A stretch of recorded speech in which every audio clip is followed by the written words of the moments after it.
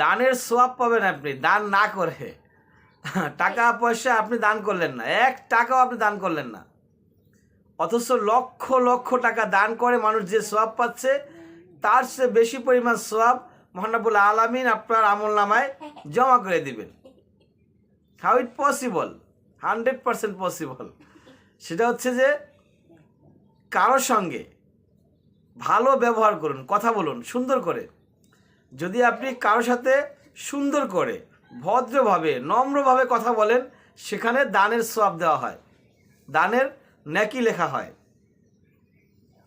একজন মুসলমান ভাই একজন মুসলিম ভাইকে দেখে আপনি হাসি দিলেন, হাসি কিন্তু সচরাচর দেওয়া যায় না, এটা সবাই চাইলেই হাসি দিতে পারে না।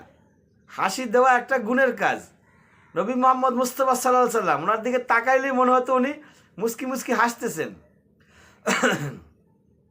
তো আপনি যদি কারোর সঙ্গে কথা বলার সময় বা কথা বলার বাইরে কাউকে দেখলেন, দেখে একটা সুন্দর হাসি দিলেন, ওই হাসিটা কারণে আল্লাহ পাক আপনার আমলনামায় দানের যে সোয়াব সেটা লিখে রাখবেন। 10 টাকা, 20 টাকা, 100 টাকা, 1 লক্ষ টাকা, 1 লক্ষ টাকা দান করলে যে সোয়াব পাবেন তার চাইতে বেশি সোয়াব পাবেন ওই হাসি দিয়ে। শুধু হাসি সুন্দর করে একটা অন্তরে অন্তঃস্থল থেকে কোনো মুসলমান ভাইকে দেখে একটা সুন্দর হাসি দিলেন, মুস্কি হাসি দিলেন, তাকে একটু সালাম দিলেন, তার সাথে ভদ্রভাবে কথা বললেন, নম্রভাবে কথা বললেন, ইসলামের দাওয়াত দিলেন, ব্যাস মিটে গেল।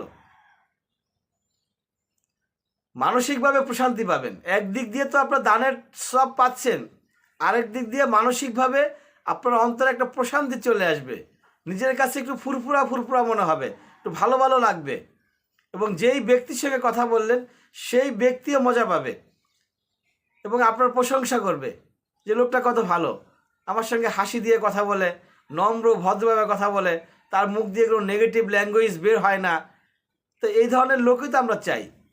সামাজিকভাবে আপনি একজন ভদ্র মানুষে পরিণত হবেন এবং মৃত্যুর পরেও আল্লাহ পাক আপনাকে ভালো মানুষের তালিকায় রেখে দেবেন ইনশাআল্লাহ তাআলা।